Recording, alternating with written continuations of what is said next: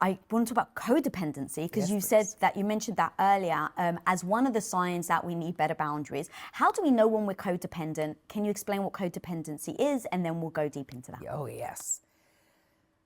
So codependency, well, part of how you know goes back to the resentment. Because if you have a lot of resentment, you are probably dealing with codependency as well. But I'll explain what it is first. Codependency is when you are overly invested in the feeling states, the outcomes, decisions, circumstances, relationships of the people in your life, to the detriment of your own internal peace, maybe your own financial, physical, spiritual well-being. Make sense? Absolutely. So now, those of you watching, listening, who are like, well, of course I'm invested in the happiness of the people I love. Of course you are. What I'm saying, though, is when we are codependently attached, we're overly invested to the point where it is disrupting our own internal experience, what is happening for them or not happening for them. At its core, codependency is an overt or covert bid to control other people's outcomes. Okay, so how does that show? As you were talking, I was like, oh my God, I bet you so many people right now are identifying either their partners that they have codependency with or their parents. Oh, yeah. So let's talk about both of those. So once we've identified, right, okay, these are the people, as you just broke it down, I'm sure everyone just names popped into people's heads. Yes. So now we understand why that could be bad, right? Because now you're giving yourself over to the detriment of your own self-esteem, your own self-care, your own mindset.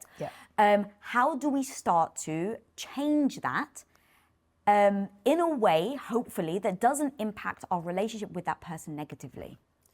Well, here's the thing. There's no way to change a relationship dance and not have it impact the relationship. So I don't know that it will necessarily have to be negative, but when we change our boundary dances, which is what becoming less codependent means, people are going to notice. And probably in the beginning, they're not going to like it. And you're not that fragile. Hopefully your relationships are not that fragile.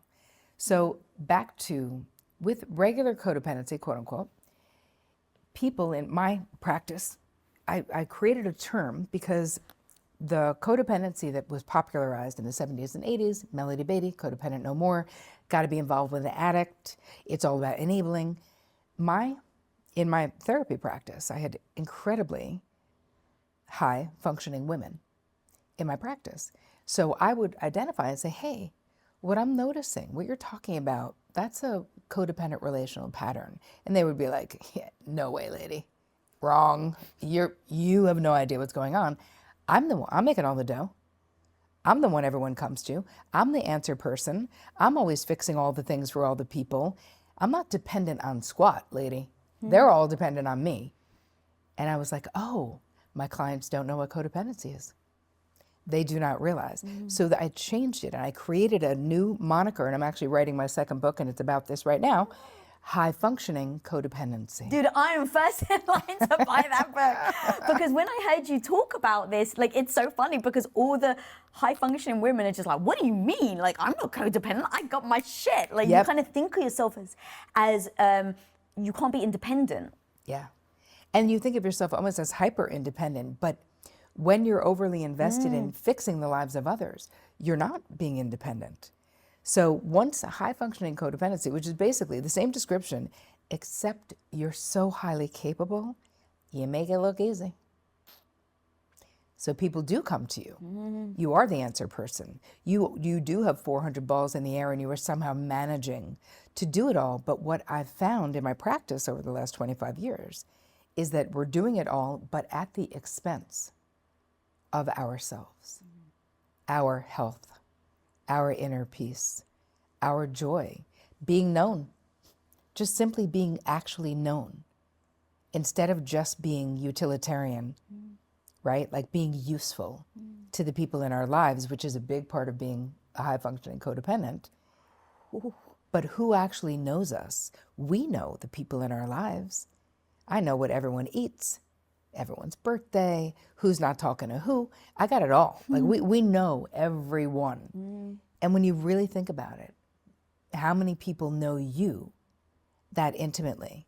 Because we're so busy being like, I got it, it's fine, it's good, no problems, I'm good, you know? Yeah. So how do you, in those situations, because you can identify yourself as one, right? And then go, okay, maybe this isn't good for me. But you get a lot of validation from it. You get a lot of your self-esteem from it. So I can understand why so often so many of us stay there, because we may fear, where are we going to get our validation from if I'm not the one people turn to, if I'm not seen as useful? Right. Well, I'll share a quick story of what helped me pivot and stop. Right. I still have the desire to help everyone in the world, Right. but doing it in a more healthy way now. But I had a therapist who helped me realize that by inserting myself into the middle of other people's problems, even if they wanted me to, right? That it was literally me being like centering their problem on me. And it's basically them saying, I'm like a loser, I don't have the answer, I don't know the answer, but you know the answer. And by me, quote unquote, giving the answer, I was agreeing with them. Like, you're right, I know better than you what you should do in your life. And that is simply untrue. And I thought I was doing it out of love. I was like, I'm all Mother Teresa. Like, I literally thought, like, I'm just a lover like that, you know. I'm just a giver. I'm just like that. And when that realization came around, and she was like, Terri, you are the way you are. I was trying to micromanage my sister's life that was falling apart at the time or whatever. And she said, do you know why you're doing this? And I was like, no, because I love her and because I don't want her to be in this abusive relationship or whatever. And she was like, that may be true, but that's not why. She's like, you've spent 20 years creating a pretty harmonious, healthy life. And her life being a dumpster fire is really messing with your peace. You really want it to stop so that you can regain your internal peace. So you see your sister as a problem to be fixed. You see people as like projects to be managed, to be helped. I can make you better. I know what you should do. All of that bandwidth that you're leaking for other people, that needs to be going in. You need to be worrying about your original injuries, your life. Are you drawing boundaries? How are you communicating? But instead, you're dispersing it all over town. And you know, you don't have endless energy as a human being, but that shifted for me because I think that it was very ego dystonic, we say, where it's like not the way that I experienced myself, but I really got it. I was like, wow, how presumptuous of me to think that I know what everyone else should be doing. That is presumptuous. Am I God? Of course I'm not. And it's so much more loving, instead of to fix people, to be with people in their pain. So now when people come to me to fix their problems, I say, well, wait a minute. What do you think you should do? What does your gut instinct say? Because your gut is great. I have no doubt you're going to figure this out, because literally you're the only one who can. But I'm here. I'll brainstorm with you. I'll hold your hand. I'll go have a cup of tea. But it's having faith that other people have the right to be sovereign from our opinions, even if we're good at problem solving. But it's not our problem to solve. And ultimately, what my therapist said to me about my sister's situation is, she was like, Terri, what makes you think you know what lessons your sister needs to learn in this life? And I was like, well, I don't think she needs to learn it this way. And she was like, but that's not for you to say. And I really got it. I was like, oh my God, I am not the do-all, end-all for other people's lives. And that it was control. I wanted control. Their suffering, their distress was so distressing to me that I wanted to do anything to end it, but it wasn't my right. And I'm so much better now, I mean, many years later, at realizing, hey, that's their side of the street and I love them. And I can say, hey, I'm here for you. Let me know how I can best support you. without thinking I need to make a phone call or set them up with something or give them money or whatever it is I was trying to do to fix. How do you start to do that then? Because that's so amazing. It's just, it sounds really freaking hard, right? Especially if you have been the one that they do turn to and they don't even see it as a problem, right? Imagine you're sitting, I'm not quite sure, but like your sister's like, oh my God, every time they have a problem, they're going to come to you because they know that you're going to be there. They know that you're the one that's going to pour their heart and soul. And so you actually have a special bond because you actually both get along because you feel needed, they turn to you. And so in changing that, as you said earlier, the boundary dance, how do you start to navigate that boundary dance with that person that keeps turning to you where you found your self-esteem from? How do you start to unwind that so that you get to the place where you still have a good relationship with them, but now you're not pouring yourself into it and having the energy leaks, like you said? Yeah. Well, can you see that you can still be with them and just not think you have the answer? So the same person will still come to you. And instead of being like, I know exactly what you should do, your script changes to be like, all right, let's start with this. What do you think you should do? Tell me what your gut instincts say. If they go, I don't know. But if you did know, what would it be? Because that's really, I think, where we should start with problem solving is, what do you think? Because honestly, and sometimes I would tell people, like I was sort of changing the dance and saying, you know, I know in the past, I've always been readily willing to give you my, you know, quote unquote expert 2 cents. But what I've realized is that truthfully, you know more about what you should do than I do. And that a lot of times I was auto advice giving because it made your pain made me uncomfortable. But I'm really down to be with you right now and to be in this moment. But I really do want to know what you think. That was so beautiful because part of what I would worry about is that they now feel abandoned, right? And you're actually doing it to better your relationship. You're actually doing it for their sake so they start to get stronger on their own, but you want to be supportive. So giving words like that is so amazing and so beautiful. And I would absolutely do that. I would be honest and upfront for my own sake so that they didn't feel abandoned. Yes.